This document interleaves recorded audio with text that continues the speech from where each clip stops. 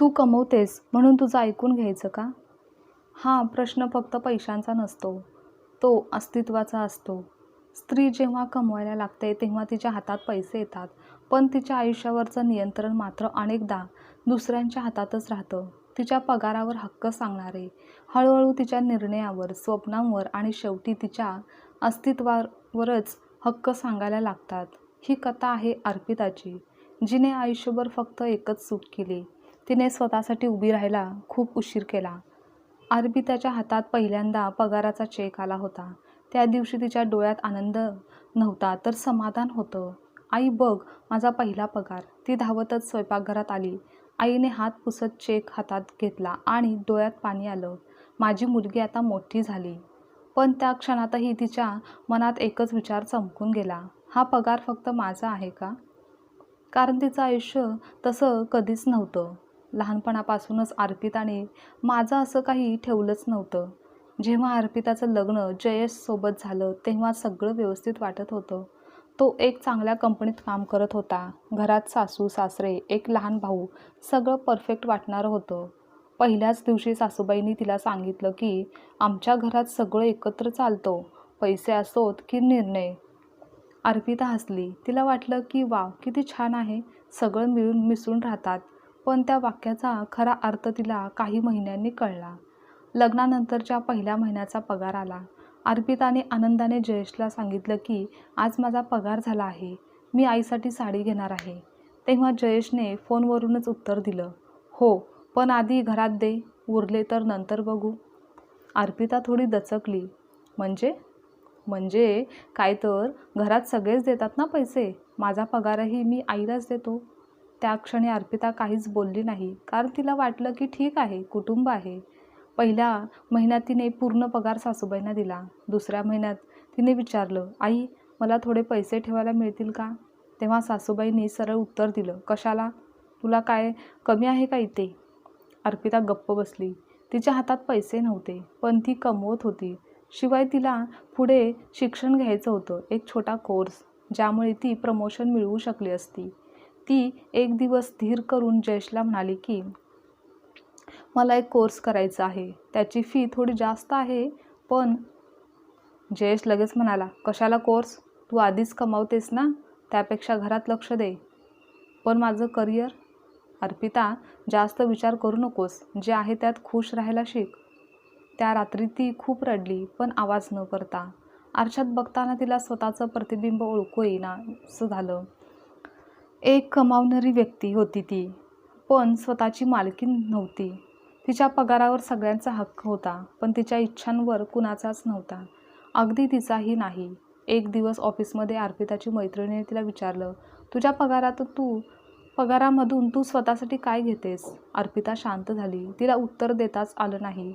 त्या दिवशी संध्याकाळी ती पहिल्यांदाच थांब म्हणाली आणि सासूबाईंना ती म्हणाली, आई, या महिन्यात मी काही पैसे स्वतःसाठी ठेवणार आहे. घरात शांतता पसरली. सासूबाईंनी जयेशकडे पाहिलं. त्याने कडक आवाजात विचारलं, काय म्हणालीस? माझा पगार आहे, थोडा तरी माझ्यासाठी ठेवायचा आहे. त्याचा आवाज उंचावला. हा, माझा पगार काय असतो? लग्नानंतर सगळं एकत्र असतं. तेव्हा अर्पिताने पहिल्यांदाच डोळ्यात डोळे घालून पाहिलं आणि म्हणाली, मग मी कुठे आहे? माझं अस्तित्व कुठे आहे?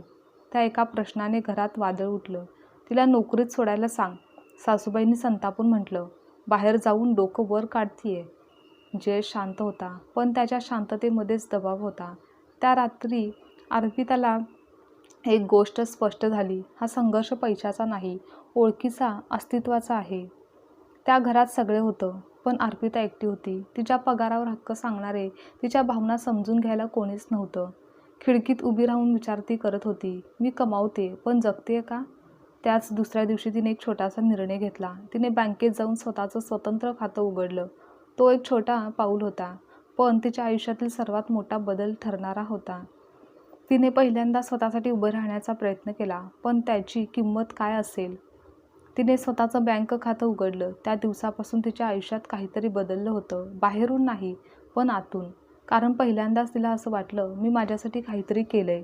पण त्या छोट्याशा पावलाने, त्या निर्णयाने घरात एक मोठं वादळ उठणार आहे याची तिला अजिबातच कल्पना नव्हती. काही दिवसातच त्या महिन्याचा पगार झाला. नेहमीप्रमाणे सासूबाई वाट पाहत होत्या.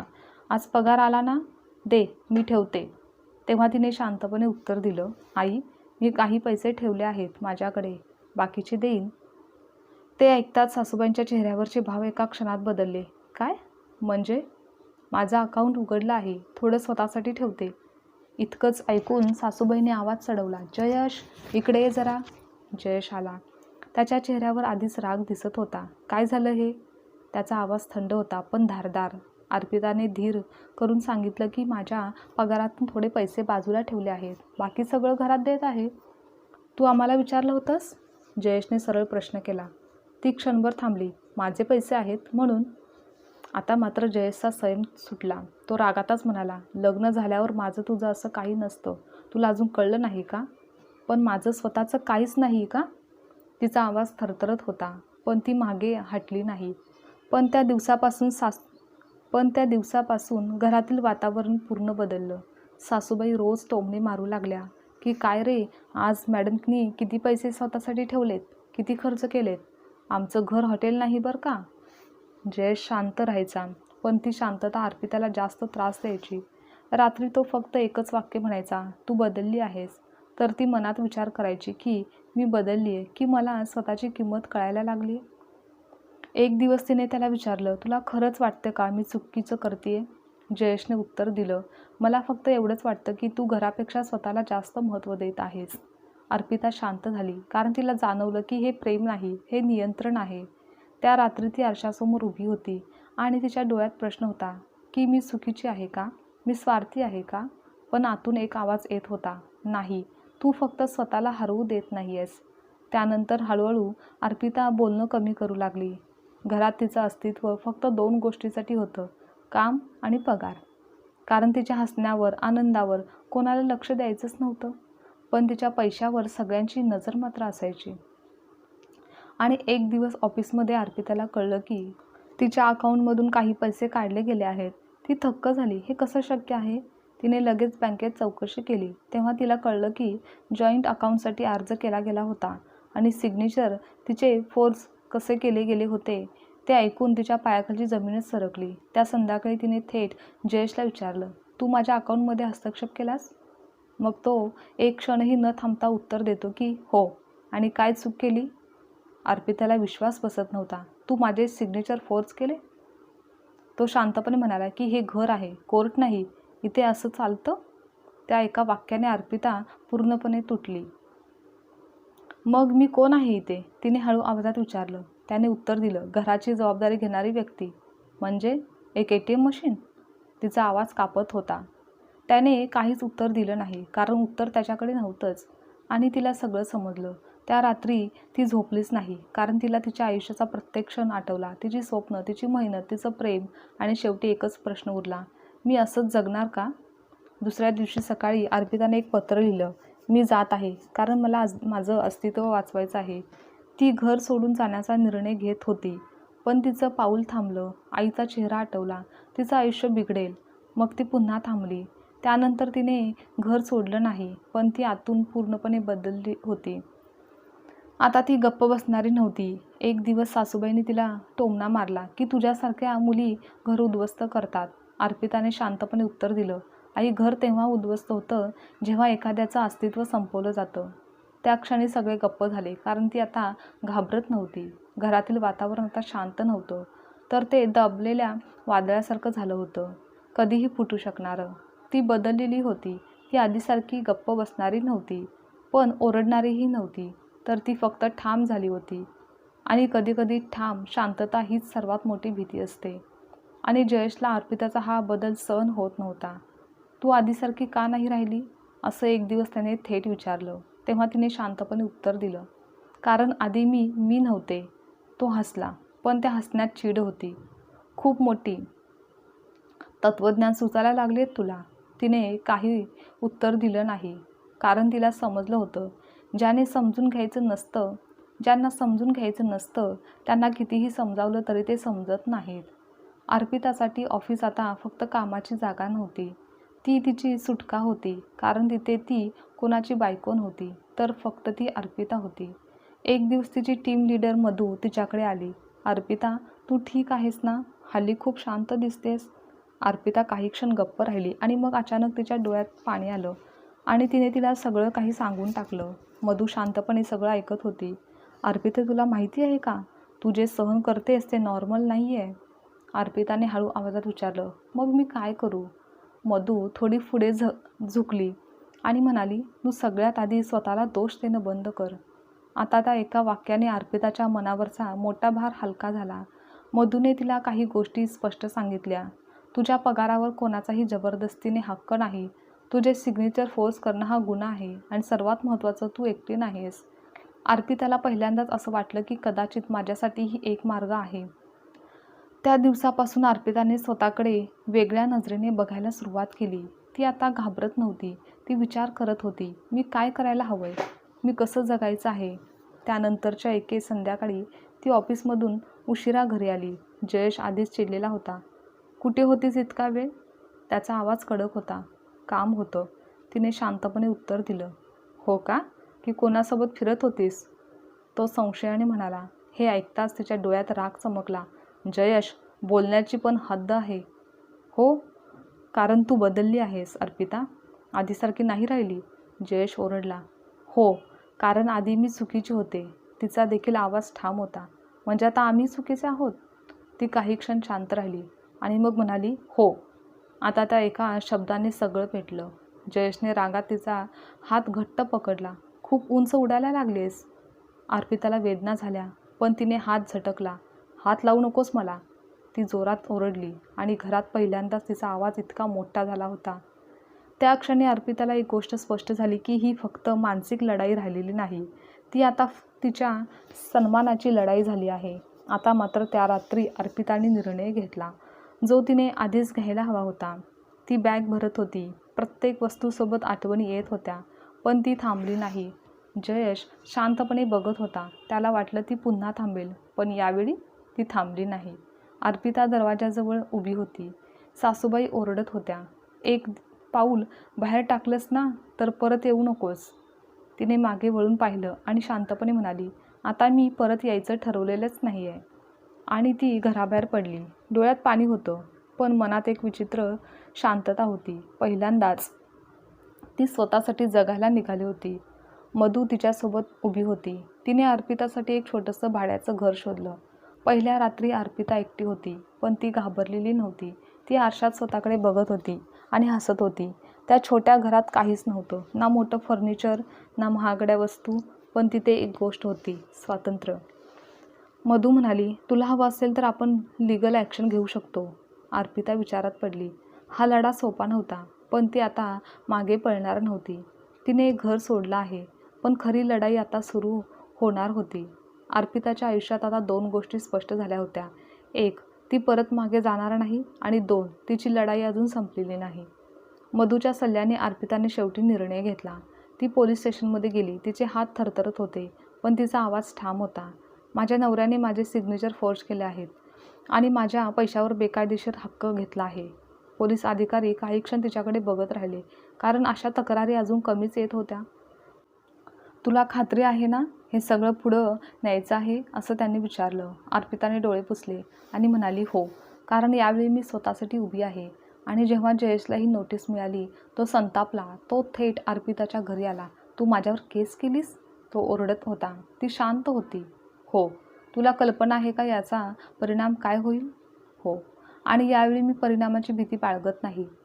जयेश काही क्षण गप्प राहिला आणि मग हळू आवाजात म्हणाला, तू सगळं संपवलंस अर्पिता? तिच्या डोळ्यात पाणी आलं, पण ती हसली नाही. जयेश, मी सगळं संपवलेलं नाही. मी फक्त ते संपवलं आहे जे आधीपासूनच चुकीचं होतं. त्यानंतर पुढच्या काही दिवसातच केस सुरू झाली. प्रत्येक सुनावणीला अर्पिता उभी राहायची, थोडी घाबरलेली, पण अजिबात तुटलेली नाही. जयेशच्या वकिलांनी तिला दोषी ठरवण्याचा पूर्ण प्रयत्न केला. ही बाई घर तोडणारी आहे. तिने कुटुंबाकडे दुर्लक्ष केलं. अर्पिता शांतपणे सगळं ऐकत होती. आणि मग तिची वेळ आली तेव्हा ती बोलली, हो, मी घर सोडले, पण का सोडलं हे कोणी मला विचारेल का?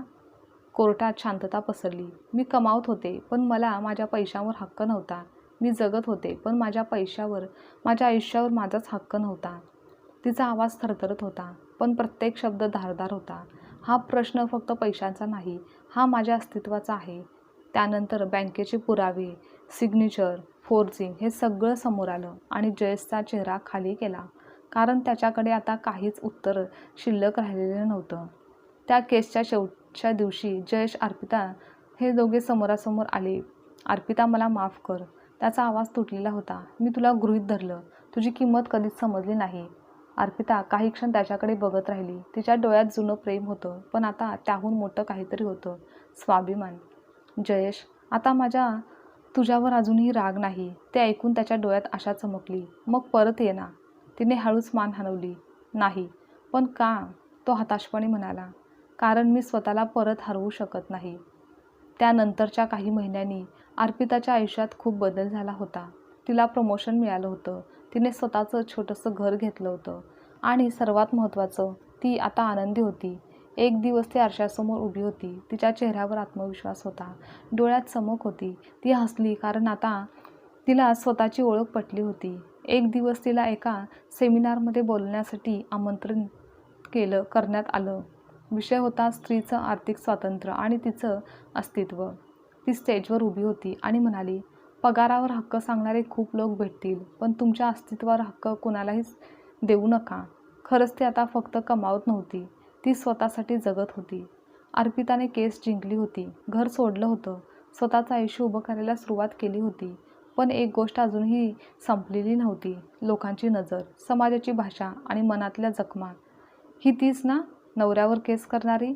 अर्पिता जेव्हा ऑफिसला जात होती तेव्हा शेजारच्या बायकांची कुजबूज तिच्या कानावर पडायची. आजकालच्या मुलींना घर टिकवायचंच नसतं, त्यांना पैसे आले की अहंकार येतो. तेव्हा ती तिथे थांबत नसे, पण प्रत्येक शब्द तिच्या मनाला टोचत होता. रात्री ती एकटी असायची आणि तेच प्रश्न तिला पुन्हा समोर तिच्या यायचे. मी खरंच बरोबर केलं का? की थोडं सहन केलं असतं तर? आणि त्या विचाराने तिचं मन हेलावायचं. पण मग ती स्वतःलाच एकच गोष्ट तिला आठवून करून द्यायची, मी सहन करत होते, पण मी जगत नव्हते. एक दिवस तिच्या आईचा फोन आला. अर्पिता, लोक खूप बोलतायत बाळा. ती काही क्षण गप्प राहिली. आई, तुला काय वाटतं? आईचा आवाज थरथरला. मला फक्त एवढंच वाटतं, तू आनंदी असावंस. तिच्या डोळ्यात पाणी आलं, कारण तिला समजलं होतं, आईला समाजाची भीती आहे, पण मुलीच्या वेदनेची जास्त. पण नातेवाईकांनी हळूहळू अंतर ठेवायला सुरुवात केली. तिच्याशी जास्त बोलू नका, तिचा प्रभाव वाईट आहे. अर्पिताला हे सगळं जाणवत होतं, पण यावेळी ती तुटली नाही. ती फक्त हसली, कारण तिला आता समजलं होतं, ज्यांना तुमची ताकद सहन होत नाही तेच तुमच्यापासून दूर जातात. या सर्वाकडे दुर्लक्ष करून अर्पिताने स्वतःला पूर्णपणे कामात झोकून दिलं. ती दिवस रात्र मेहनत करू लागली. एक दिवस तिच्या बॉसने तिला बोलावलं. अर्पिता, आम्ही तुला टीम लीड बनवण्याचा विचार करत आहोत.